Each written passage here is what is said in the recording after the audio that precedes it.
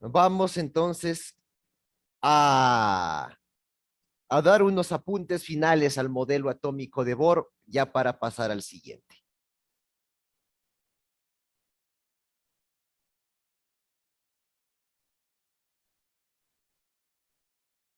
Ayúdeme José Kirumbay dando lectura.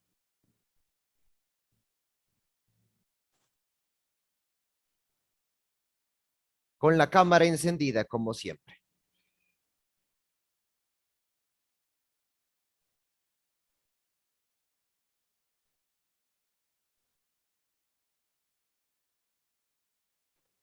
Presente, profesor. Adelante, José.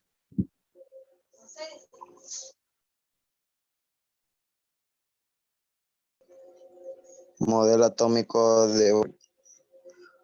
Cuando un electrón se halla girando en su órbita, su energía permanece constante. Un electrón permite energía cuando pasa a un nivel más interior de menor energía. Si el movimiento es al contrario, hacia afuera del núcleo, el electrón absorbe energía del medio ambiente. Cuando el Hasta ahí electrón, nomás, hasta ahí nomás. Encienda la cámara primero y repita. Yo en ninguna parte veo que esté escrita la palabra permitir o permita, así que lea bien.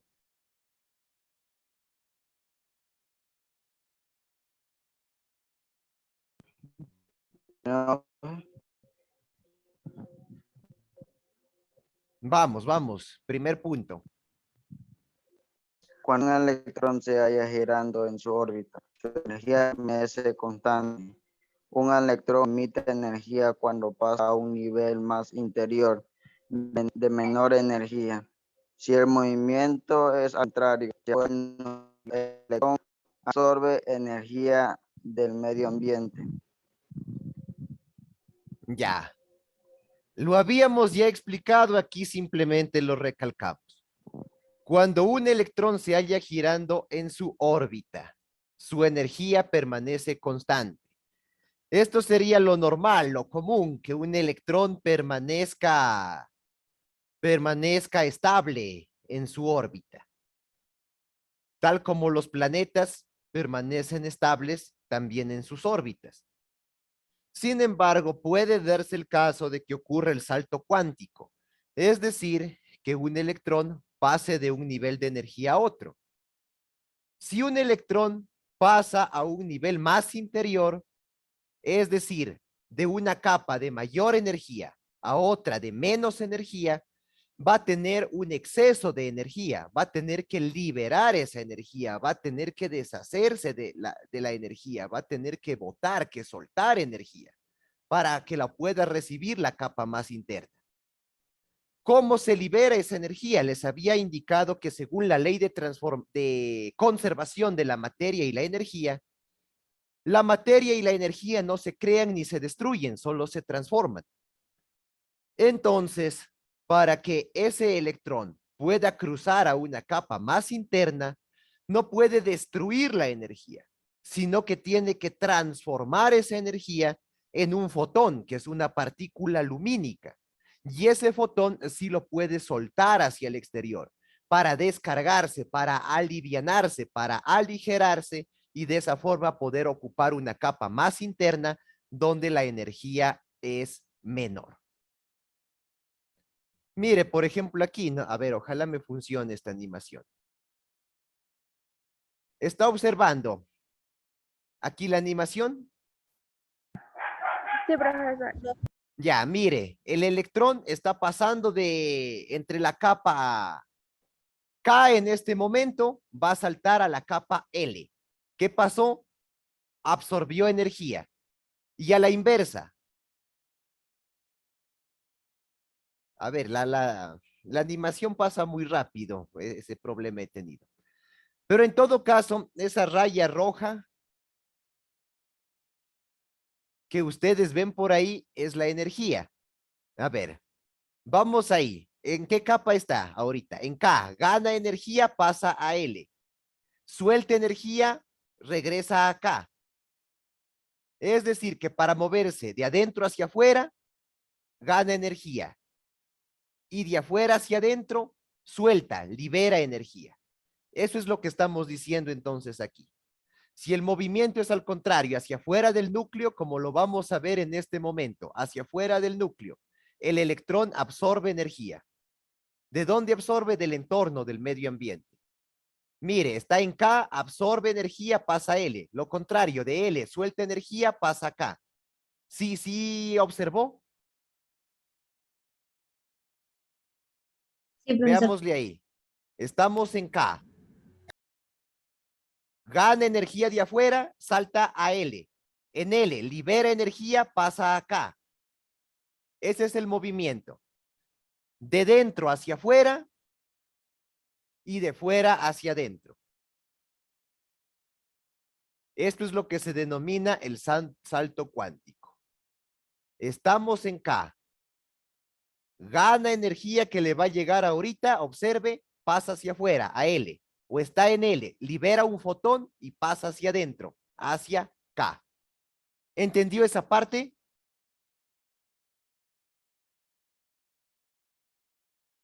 Sí, profesor. profe. Ya. Continúe con la lectura, Shelmy Delgado.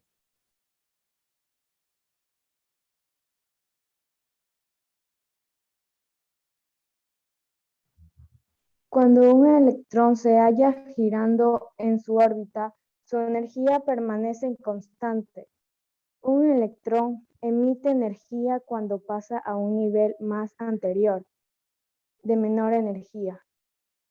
Si el movimiento es al contrario, hacia afuera del núcleo, el electrón absorbe energía del medio ambiente.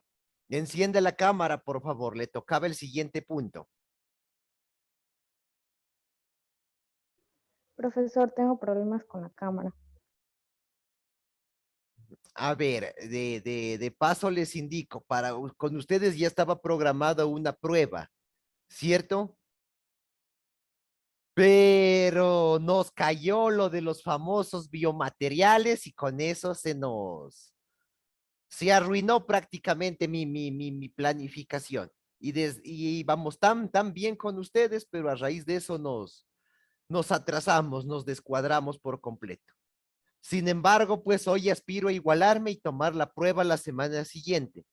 Para tomar la prueba debe estar con cámara encendida a fin de verificar su identidad. Caso contrario, no podrá rendir la evaluación. Así que, Shelmy, por favor, para la siguiente clase, tener su cámara en funcionamiento. Siga con el punto 2, Shelmy.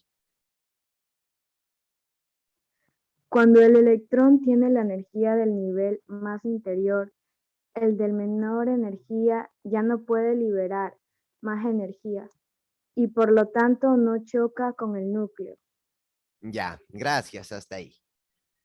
Esta es la explicación de cómo el modelo de Bohr supera el defecto que había con Rutherford. Una vez que el electrón se encuentra en la capa K, como observamos aquí. Este electrón llega a la capa K muy debilitado, con una cantidad de energía mínima, una energía prácticamente que solo le permite sostenerse con las justas en esta órbita. Ya no tiene más energía que liberar, ya no tiene más energía que gastar. Solamente pues podría ganar energía, pero si ganara energía, el movimiento sería hacia afuera, hacia las capas más externas, en caso de que llegara a cargarse de energía. Pero mientras permanece en K, ya no es posible que se mueva hacia adentro, ya no es posible que se acerque más al núcleo. ¿Por qué? Porque ya en el recorrido desde fuera hacia adentro fue gastando energía, fue perdiendo esa energía y llega a la capa K sumamente debilitado, con un nivel energético mínimo. Aquí ponía algún ejemplo. Supongamos que usted tiene $50 en su bolsillo. Con esos $50 se va de shopping a un centro comercial y se compra un pantalón que le cuesta $35. ¿Cuánto le queda?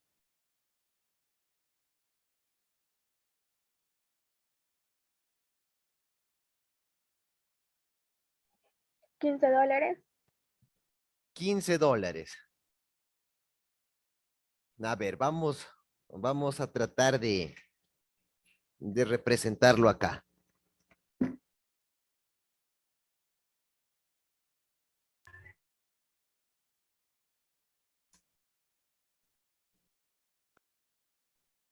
A ver, ahí estamos. Aquí. A ver, voy a utilizar otro color. Ya, ahí. Este va a ser usted. Con los $50 en el bolsillo. Se compró el pantalón en la tienda de ropa y de los $50 que tenía, gastó 35 y se quedó con 15. Con los $15, usted se va a almorzar con su familia, con sus amigos. Y ahí va a gastar, pongámosle, $10. ¿Cuánto le queda? $5. $5. Con esos $5,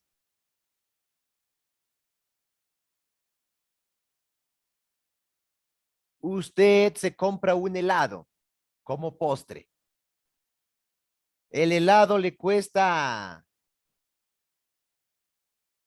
$2. ¿Cuánto le quedó? $3. $3. $3. Con esos $3, usted pasa a una tienda de zapatos y le gustan unos zapatos lindísimos. Pregunta cuánto valen y le dicen que valen $40. ¿Le alcanza a comprar? No. No. No. No le va a alcanzar. Es decir, ya no va a poder pasar más adentro. Ya con los $3, con las justas le alcanzará para pagar el bus o el taxi de regreso a su casa. Ya no le va a alcanzar a comprarse nada más en el centro comercial. ¿Por qué? Porque ya en los anteriores locales, en el local de ropa, en el local de comida, en el local de helados, usted se fue gastando la plata. Y llegó al último local de los zapatos, ya prácticamente con muy poco dinero en el bolsillo. Ese mínimo de dinero no le va a alcanzar para hacer otro gasto. Es decir, en el caso de los electrones, asimismo como usted se fue gastando el dinero de local en local comercial, el electrón se fue gastando su energía al pasar de las capas más externas a las capas más internas. Cada salto cuántico de fuera hacia adentro demanda un gasto de energía, demanda un debilitamiento progresivo del electrón. De forma que al llegar a la capa más cercana al núcleo, a la capa K, solamente aquí en esta capa K podrán estar como máximo dos electrones con una energía mínima, una energía que únicamente les permite mantenerse girando en esta capa K. Ya no pueden moverse más hacia adentro porque ya no tienen energía para liberar. como cuando a usted se le acabó el dinero que tenía para gastar y entonces ya no pudo comprarse el par de zapatos. Y entonces tuvo que quedarse con los zapatos que llevaba puestos, no hubo más, ya no pudo estrenar zapatos nuevos. Asimismo, el electrón en la capa K tiene que conformarse con esa poca de energía que aún conserva, tiene que conformarse con mantenerse en su órbita. Ya no tiene más energía que liberar, ya no puede soltar más fotones y entonces pues ya es imposible que se acerque más al núcleo. Si acaso llegara a un entorno con elevado contenido energético, de donde pueda recargarse nuevamente, si llegaría a cargarse de más energía este electrón en K, lo que va a pasar es que la capa K lo va a botar hacia afuera, lo va a botar a L o lo va a botar a M, de acuerdo a la energía que logre absorber. Pero hacia el núcleo, para acercarse hacia adentro, necesitaría liberar energía. Y una vez que el electrón está en K, ya no tiene más energía que soltar. Ya no tiene cómo liberar fotones, tal como cuando a usted se le acabó el dinero al pasar de un local comercial a otro y llegó al final a darse cuenta que ya no podía hacer más compras. ¿Me entendió esta parte? Sí, profesor. Sí, profesor. Sí, profe. ¿Alguna duda, alguna pregunta? De mi parte no. ¿Alguien más que quiera preguntar? Profe, cuando se libera y la energía solo se libera uno nomás. ¿Un fotón te refieres? Sí. No necesariamente. Mire, por ejemplo, aquí tenemos de la capa 4 a la capa 2, un salto.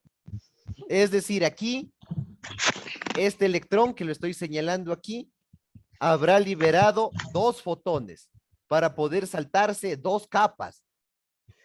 Como cuando nosotros nos bajamos las gradas de 2 en 2.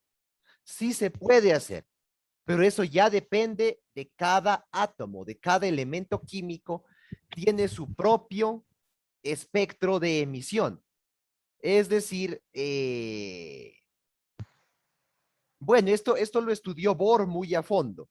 Los espectros de emisión, sobre todo en el hidrógeno, que son característicos. No es lo mismo el hidrógeno que el helio, por ejemplo, aunque tienen un número atómico parecido. Pero cada uno, al momento que los electrones liberan energía, emiten fotones, dejan como una huella digital, como un código de barras típico, característico de cada elemento que nos permite identificarlo y diferenciarlo del resto según el espectro que emita, según pues cómo se marque esos fotones con técnicas especiales, se puede identificar los fotones que han emitido al pasar un electrón de una capa a otra. ¿Sí está entendido? Sí, profe. ¿Algo más tal vez que quiera preguntar?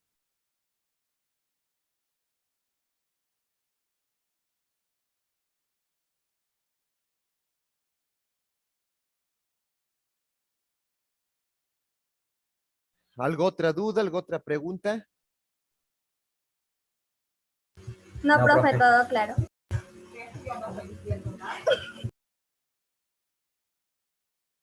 En el video que les dejé el lunes y en las páginas del texto se explicaba un poco más a fondo esto de los espectros de emisión. A través de estos espectros de emisión es una forma de identificar, de distinguir a los átomos de los diferentes elementos químicos. según cómo se dé este salto cuántico. Se puede pues tomar una muestra de los espectros de emisión cuando ocurre el salto cuántico y esos fotones que emite el electrón al saltar de una capa a otra son característicos, son distintivos de cada elemento químico. Continuamos entonces.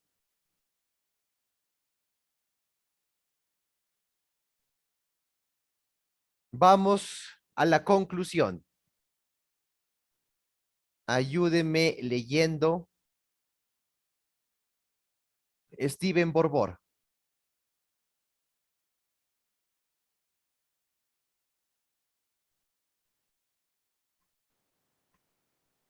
¿Cuál era? La conclusión, el último párrafo.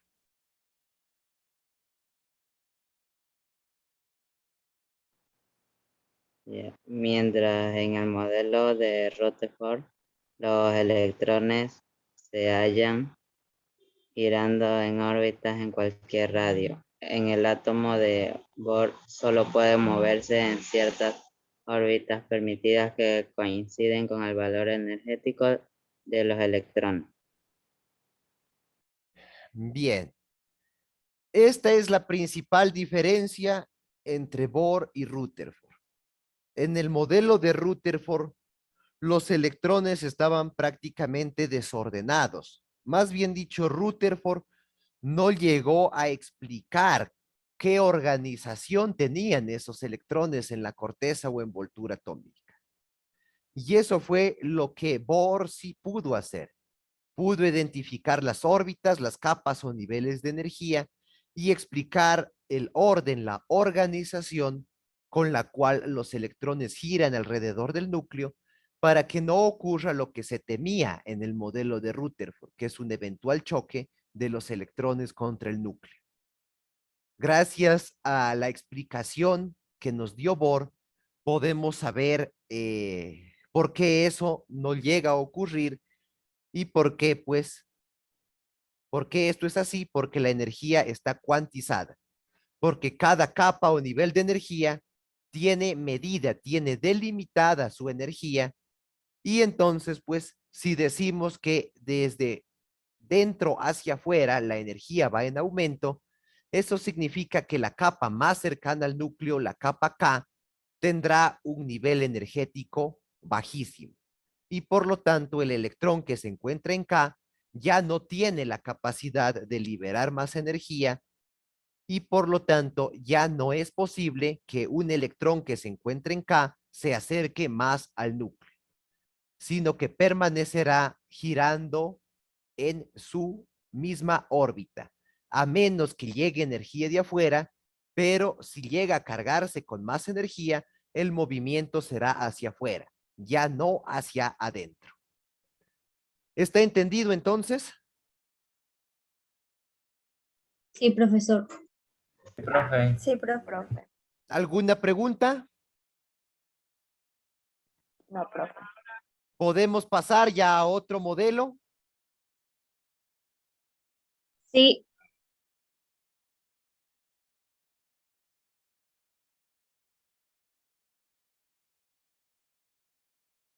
¿Quién me puede resumir el modelo de Bohr antes de pasar al siguiente?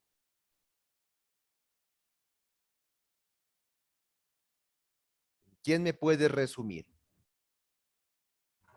Profe, yo le puedo resumir lo que yo entendí. A ver, adelante. Que el modelo de Bohr se basa...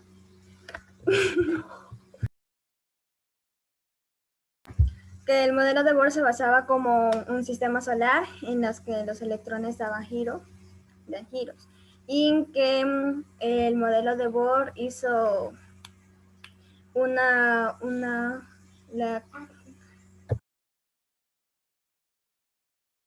le ratificó el modelo de Thomson, de Rutherford, sí es su nombre. Entonces, y Bohr lo explicó y lo mejoró bien, que era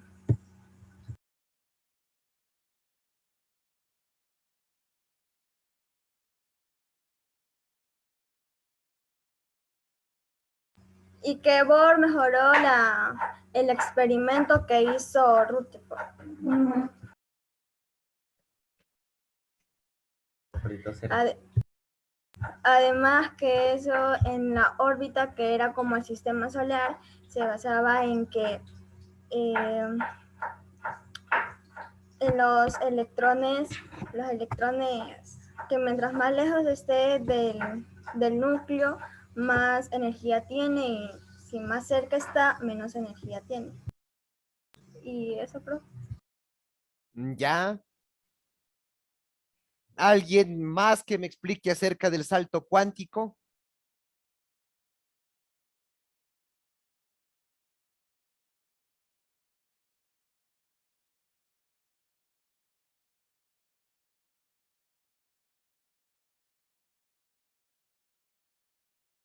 Que para ir desde el centro hacia afuera, el, el electrón tiene que ganar energía del sistema solar, digo, del medio ambiente. Y cuando el electrón va de afuera hacia adentro, tendrá que liberar energía.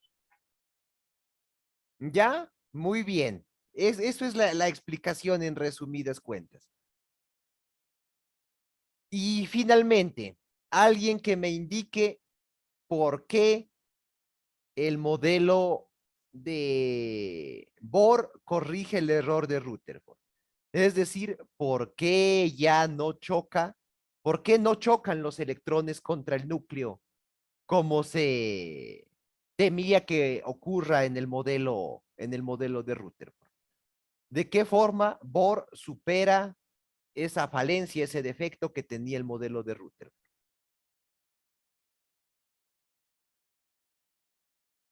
¿Quién me lo dice?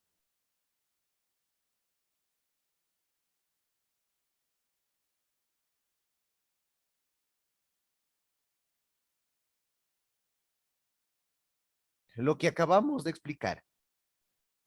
Bohr supuso que los electrones solamente se podían mover en órbitas específicas, cada una de las cuales caracterizada por su nivel energético. Ya, es decir, prácticamente que había como carriles trazados. Y entonces lo normal, lo común, es que un electrón se mantenga dentro de su carril. ¿Por qué? Porque para pasar de una órbita o de un carril a otro, necesitaba haber un cambio en la energía. Si ese cambio es de afuera hacia adentro, liberando energía. Y si ese cambio es a la inversa, de dentro hacia afuera, absorbiendo energía. Pero ¿qué ocurre cuando un electrón está en la capa de menos energía? Es decir, en la capa K. ¿Puede un electrón de la capa K acercarse más al núcleo? No, ¿Por qué? porque tiene menor energía. Ya, porque tiene tan poca energía que ya no puede liberar fotones.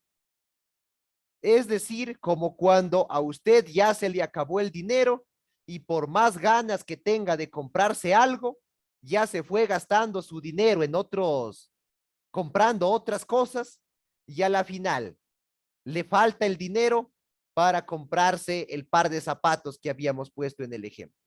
Asimismo, el electrón se fue desgastando, fue mermando su energía a medida que saltaba de las capas más externas a las capas más internas. De modo que a la capa K llega ya muy, pero muy desgastado, de forma que ya será imposible acercarse al núcleo. ¿Ahí está claro?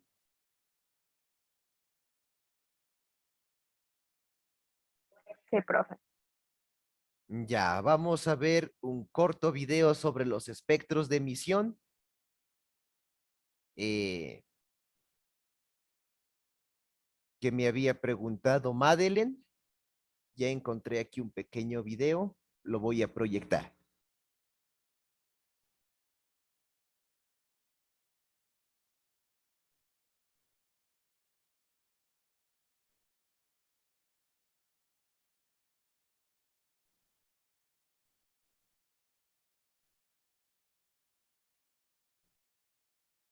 Estamos en YouTube ya observando. Sí, profesor. Ok. A ver, vamos a compartir el audio. Y preste atención. Magnético, a lo que el ojo humano solo puede ver una pequeña porción del espectro electromagnético, a lo que llamamos luz visible. No somos capaces de ver los rayos X, la luz ultravioleta o la infrarroja. Cada tipo de luz tiene una longitud de onda distinta, y el ojo humano solo puede ver las longitudes que van desde 400 nanómetros a 800 nanómetros aproximadamente. Cada color que vemos tiene cierta longitud de onda, el cual determina el color que vemos. Esto lo podemos probar al hacer pasar un rayo de luz blanco por un prisma o una rejilla de difracción. Intentemos. Coloquemos un prisma aquí. ¿Sabes qué es eso? Para algunos será The Dark Side of the Moon de Pink Floyd, pero no es lo que buscamos. Concentrémonos en esto. Sí, en esto. En el arco iris generado, aunque en realidad se llama espectro continuo. Si nos acercamos más a este, veremos unas líneas negras. Pero, ¿qué son estas líneas? Bueno, para entender esto hay que entrar en un mundo desconocido. El mundo cuántico. Tomemos un átomo de hidrógeno. ¿Y por qué de hidrógeno? Bueno, solo porque es el más simple. Ahora, vean a ese electrón. Gira alrededor de su núcleo, nada fuera de lo común. Pero sigan observando. ¿Vieron eso? El electrón ha cambiado de órbita. Lo hizo de nuevo. Esos saltos se deben a cambios de energía. Mientras más alejado esté el electrón de su núcleo, más abundante es la energía que tiene. Para hacer estos saltos a órbitas más lejanas, se requiere una cantidad de energía específica, y debe perder una cantidad específica para bajar nuevamente. Para estos cambios necesita absorber o emitir ciertas frecuencias de luz. Cada salto hacia arriba es debido a que el átomo recibe una onda de luz, aunque no sabemos por qué pierde energía, pero cuando lo hace, emite una onda de luz que coincide con la diferencia de energía entre orbitales. Así que para subir necesita absorber ciertos colores, y para bajar emite los mismos colores que absorbió. Cada elemento tiene espectros de absorción y emisión diferentes. Así que cuando observamos la luz reflejada de algún planeta o emitida por una estrella, solo debemos comparar su espectro, hacer un par de cálculos y sabremos de qué elementos y compuestos están hechos. Claro que esto puede ser un poco más difícil en la práctica, ya que estas líneas de absorción pueden ser muy débiles y difícil de diferenciar, pero son cosas que los científicos han podido resolver. Así que para saber de qué está compuesta la atmósfera de algún planeta, tan solo debemos analizar el espectro de luz que emite. Y con esto podemos saber que Júpiter tiene una atmósfera con hidrógeno, helio, metano, vapor de agua, entre otros compuestos más. Y esto ha sido todo. Muchas gracias por verme. No olvides suscribirte, dejar tu like y comentar de qué ¿Sí quieres les que hable quedó en claro? ¿Sí Bien, observaron? vamos a ver en este vídeo qué son. Sí, profe. Prisma se separa. A ver, ahí va otro, atentos. ¿Crees que los espectros son seres de ficción? Si cambias de canal, vas a perder una oportunidad única para descubrir qué son los espectros de emisión y de absorción. Y todo ello en menos de 5 minutos. Así que, no lo dudes, vamos a ello.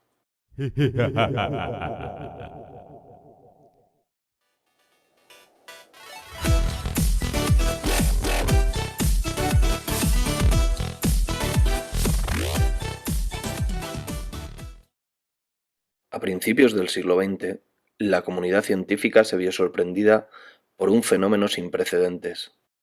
Al excitar átomos de un mismo elemento en estado gaseoso con un tubo de descarga, emitían energía.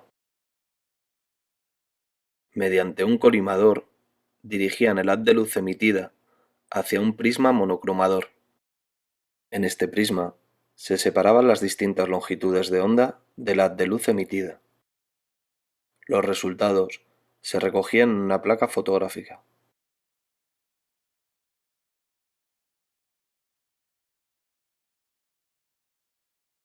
Al recoger la placa, encontraron una serie de bandas de colores sobre fondo negro. Llegaron a la conclusión de que el espectro de cada elemento químico es único. Gracias al modelo atómico de Niels Bohr, podemos explicar el espectro de emisión del átomo de hidrógeno. Cada banda recogida en la placa fotográfica es debida a una transición electrónica de un estado de mayor energía a uno de menor energía. El electrón, al pasar de un nivel a otro, emite energía en forma de fotón. Las bandas se corresponden a las frecuencias de radiación electromagnética emitidas debidas a las transiciones electrónicas de niveles de mayor energía a niveles de menor energía. Por el contrario, en los espectros de absorción, los electrones saltan de un estado de menor energía a uno de mayor. Para poder lograr esta transición, el electrón absorbe energía.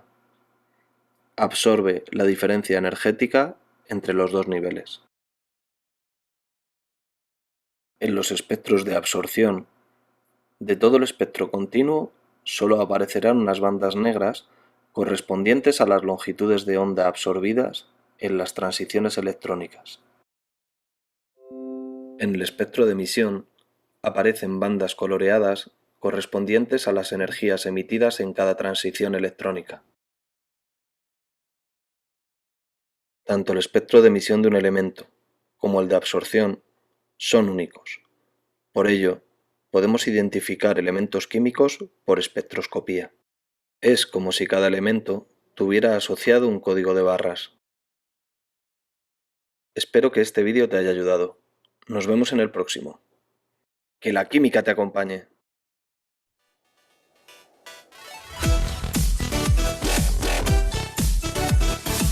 Ay, creo que estuvo bastante claro, ¿sí?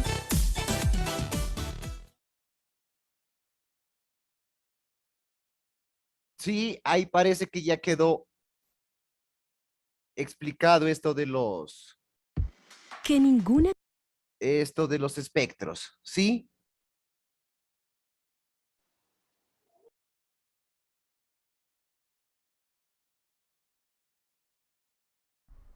Bien, vamos. A ver, vamos con el último. Con este cerramos el tema. Atentos. A ver en este vídeo qué son los espectros, ¿de acuerdo? Empezamos con recordando que si la luz procedente de una bombilla la hacemos pasar por un prisma de cuarzo, obtenemos un espectro continuo, es decir, aparecen todos los colores. O lo que es lo mismo, contiene radiaciones de todas las longitudes de onda o de todas las frecuencias.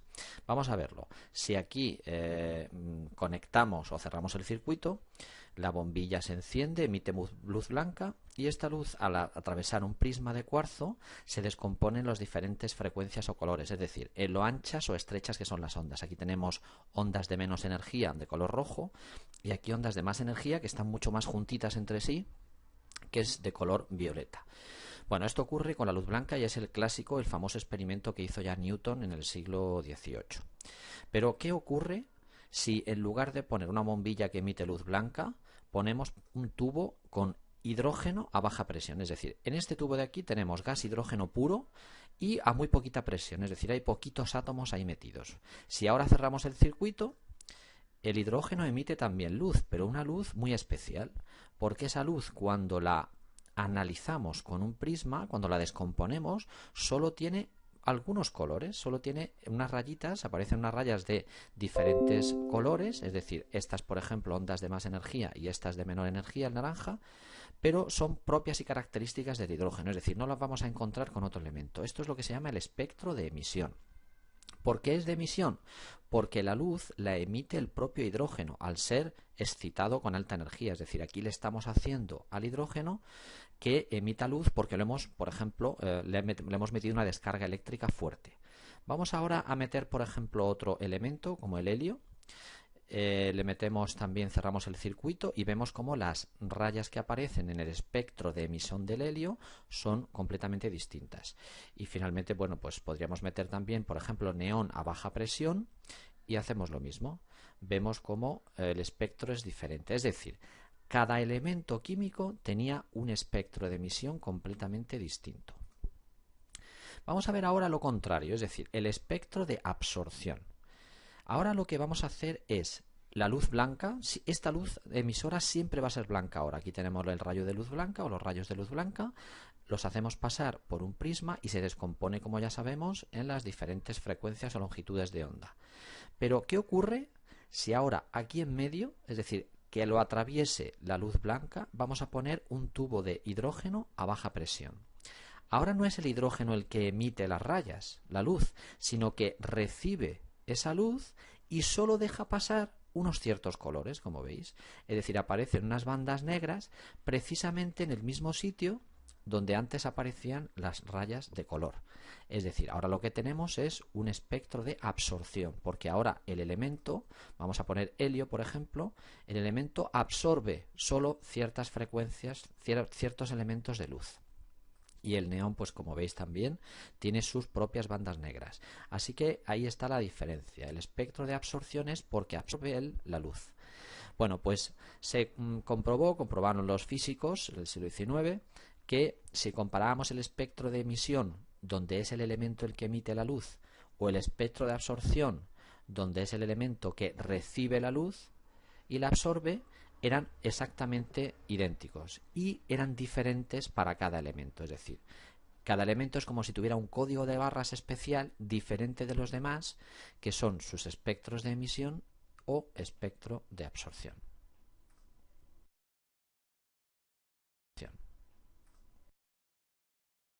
A ver aquí. ¿Cuándo se formará este espectro de emisión? ¿Quién me lo dice? El espectro de emisión. ¿Cuándo obtendremos este espectro de emisión?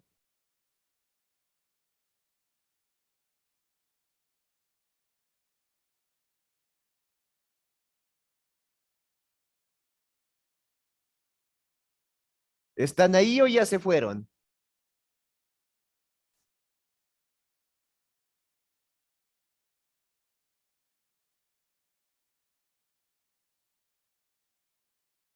¿Cuándo se produce el espectro de emisión? ¿Quién me lo dice?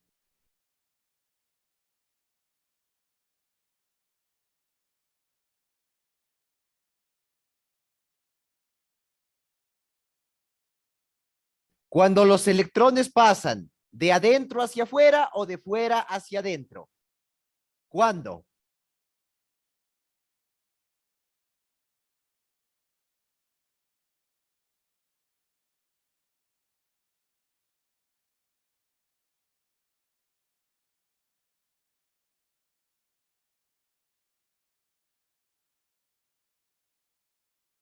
Es lo que hemos estado diciendo. De mayor a menor.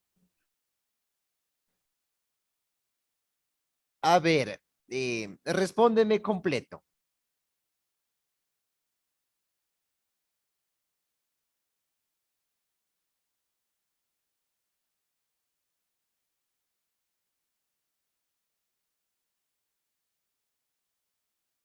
¿Cuándo? ¿Cuándo se emite o se libera energía?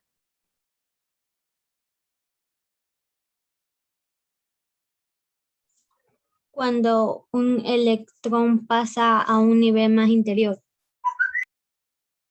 Así es, cuando un nivel pasa de una capa externa a otra más interna. Ahí se produce esa liberación de los fotones que se puede verificar mediante este espectro de emisión. Y segundo, ¿cuándo obtendremos el espectro de absorción? ¿Quién me lo dice? De una capa menor a Cuando mayor. pasa a un nivel exterior.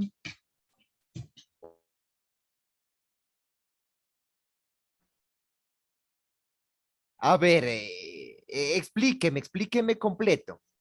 Explíqueme completo. ¿Cuándo obtendremos el espectro de absorción? Explíqueme claramente.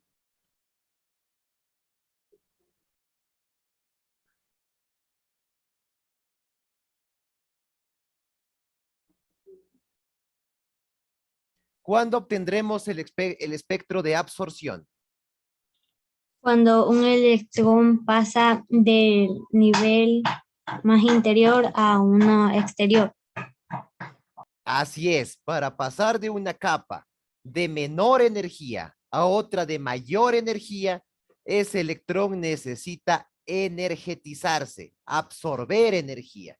Y entonces lo podemos verificar mediante este espectro de absorción. ¿Listo? ¿Está entendido? Sí, profe. Gracias. ¿Alguna pregunta más al respecto? Profe, en el video que usted nos mandó a ver también decía de eso al principio. Ya, sí. ¿Pero lo entendieron o hacía falta que yo les explique?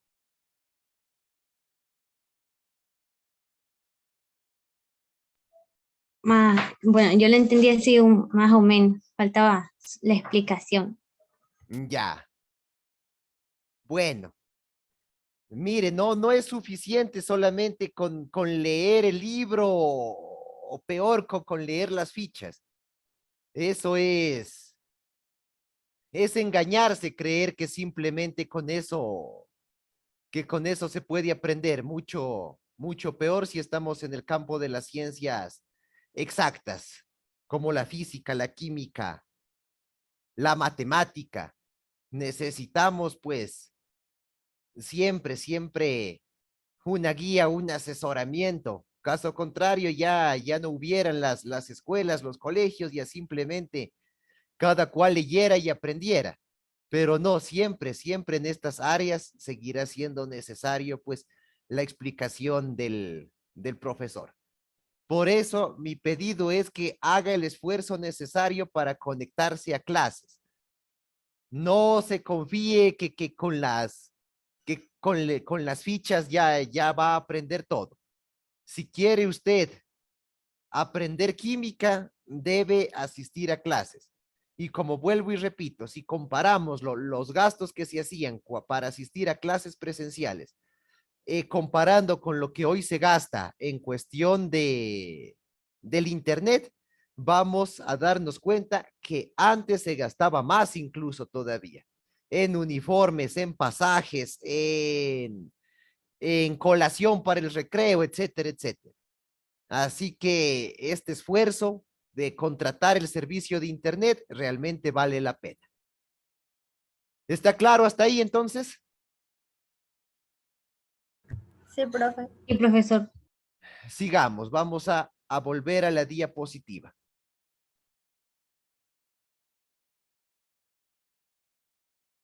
¿Estamos ahí? Sí. Otros aportes. Vamos a resumir ese tramo final de los modelos atómicos.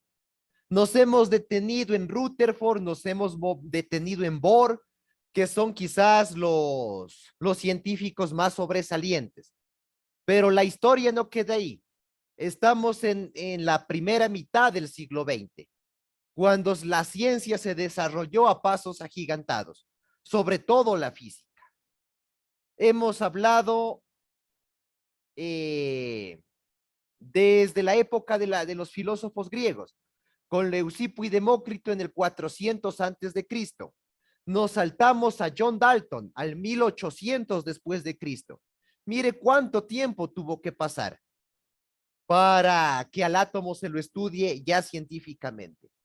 John Dalton fue un químico. Luego pasamos a los esposos Curie. Ellos practicaron tanto la física como la química. Pero ya en adelante, desde Thomson, Thomson, Rutherford, Bohr, ellos ya no fueron químicos, ellos fueron físicos. Y los científicos que vamos a estudiar el día de hoy fueron físicos igualmente, no químicos. E inclusive aquí intervienen ya algunos matemáticos para tratar de explicar esa estructura atómica que hasta ahora no está 100% comprendida por la ciencia y todavía suscita mucha curiosidad, mucha inquietud, pues pues no hay un conocimiento acabado, un conocimiento total acerca del átomo. Aún resta mucho por explicar. Pasamos entonces del 1913 al 1916 y nos encontramos con Arnold Sommerfeld, cuyo modelo atómico lo vamos a estudiar muy brevemente. A ver, vamos a, como ustedes están en el celular, si les reproduzco aquí el video, lo van a ver muy Arnold pequeño. Sommerfeld. Vamos a tratar de verlo directamente en el navegador en YouTube para que lo miren con mayor claridad. Me dice si es que ya observa.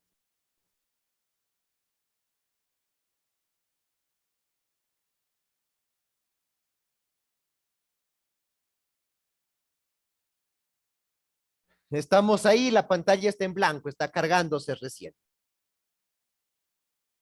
Ya, atentos, hay video acerca del modelo de Sommer, muy brevemente.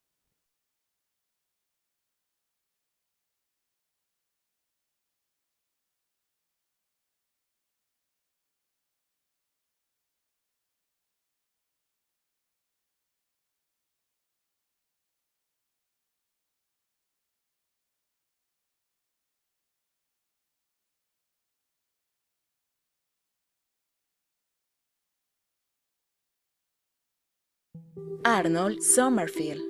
El modelo atómico de Bohr solo funcionaba muy bien para el átomo de hidrógeno, así que Sommerfeld concluyó que dentro de un mismo nivel energético existían subniveles de energía y que las órbitas electrónicas no solo eran circulares, sino también elípticas.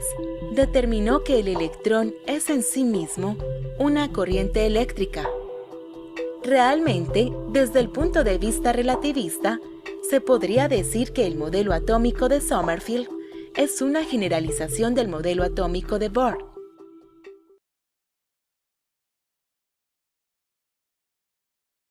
¿Escucharon? Arnold Sommerfeld. Sí, profe. ¿Qué me pueden decir entonces acerca del modelo de Sommerfeld? Dos palabras claves, dos conceptos claves. Que decía que las órbitas no solo eran circulares, sino también Y no era Habían subniveles. Ya, muy bien. Dos aportes relevantes de Sommerfeld. Primero, la forma de las órbitas. Sommerfeld no niega las órbitas circulares que describió Bohr. Sí, efectivamente, hay órbitas circulares. Pero a más de esas órbitas circulares, Sommerfeld descubre otra forma de las órbitas, que son las órbitas elípticas. ¿Quién me puede dibujar una elipse? Le doy el control para que me dibuje una elipse.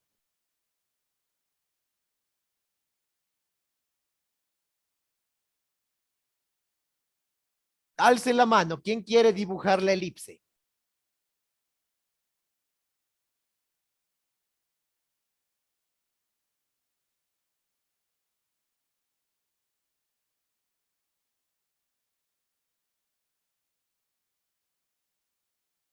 ¿Cómo es una elipse? Ya la vieron en el video. ¿Qué forma tiene la elipse? Como en forma ovalada. En forma ovalada. Muy bien. ¿La quieres dibujar, Alison? Ya, profesor. A ver, te doy el control. Listo. Dibújala ahí encima, no importa.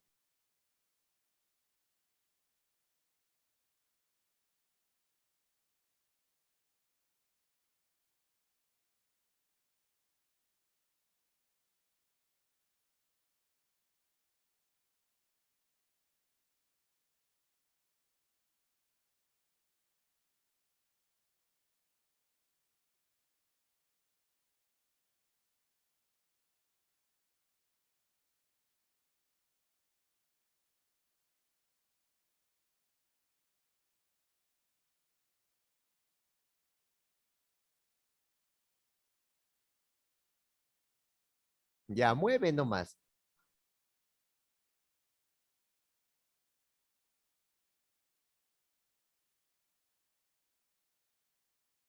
A ver, ahí ya está el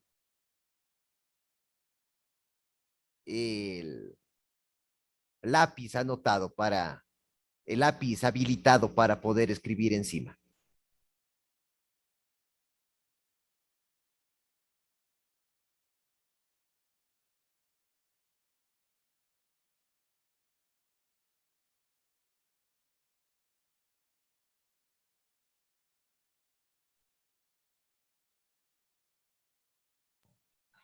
Se borra, profesor.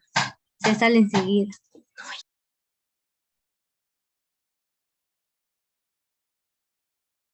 ¿Estás en la computadora o en el celular? En computadora. Más fácil todavía entonces. Bueno, lo voy a hacer yo mismo entonces. Miren, aquí por ejemplo tenemos la opción de la elipse. Ah, ya me salí de la pantalla. Ya.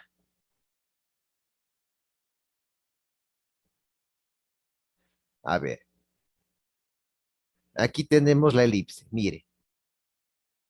Esto es una elipse. Forma ovalada en términos sencillos, en términos comunes.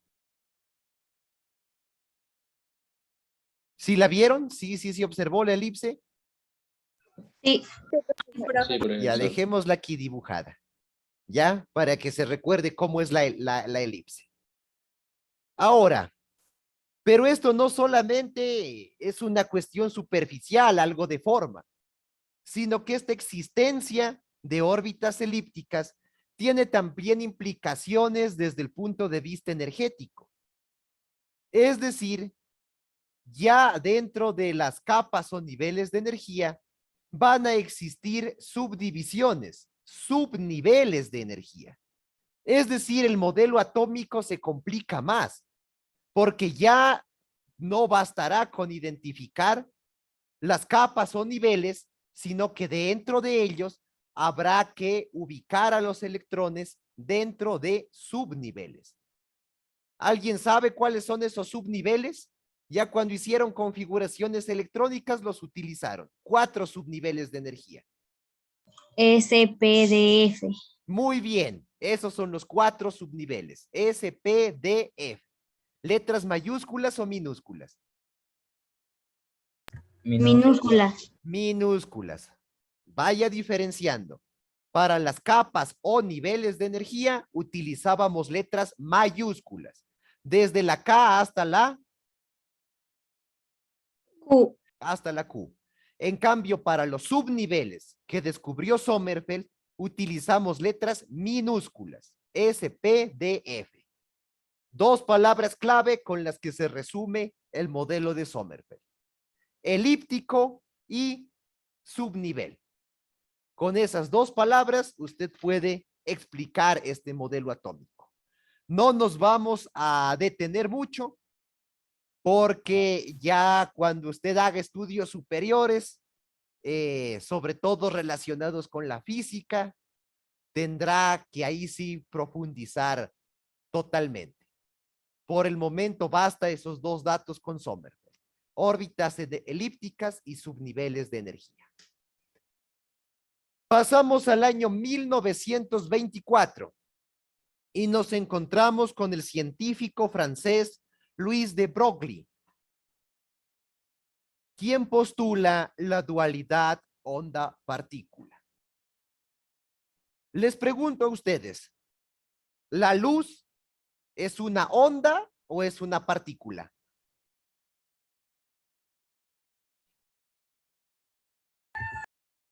Ondas. Es una onda. Muy bien. Es una onda electromagnética. Pero entonces, ¿qué son los fotones?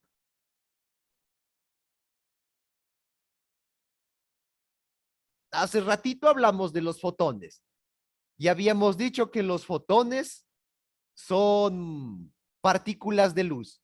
¿Sí se acuerdan? Sí.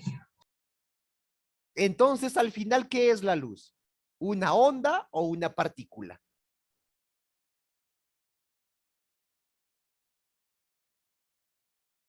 Partículas. Es una partícula. También. Pero ¿no habíamos dicho que es una onda?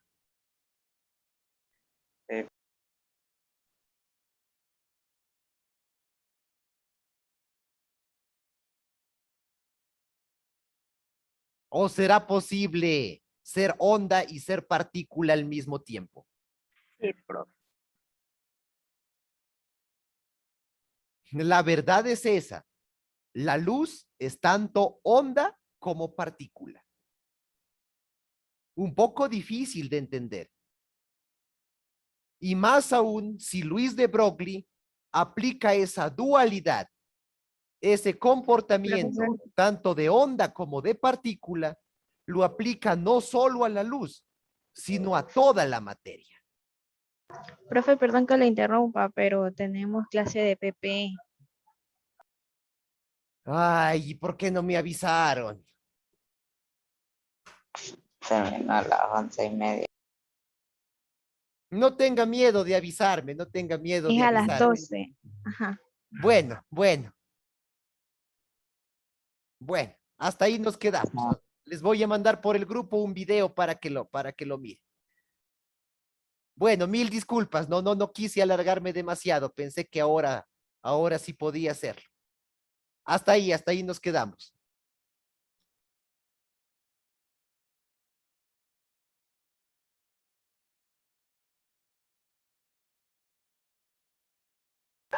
Gracias, profe. Hasta luego. Profesor, cuídese. Profesor, Hasta luego, profe, cuídense. Chao. Hasta luego, profe. No, profe, cuídese.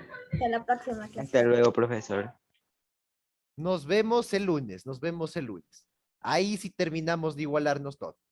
Vaya nomás a la otra clase. Hasta luego, profesor. Bendiciones. Chao, Erika. Ujú. Chao, profesor. Chao.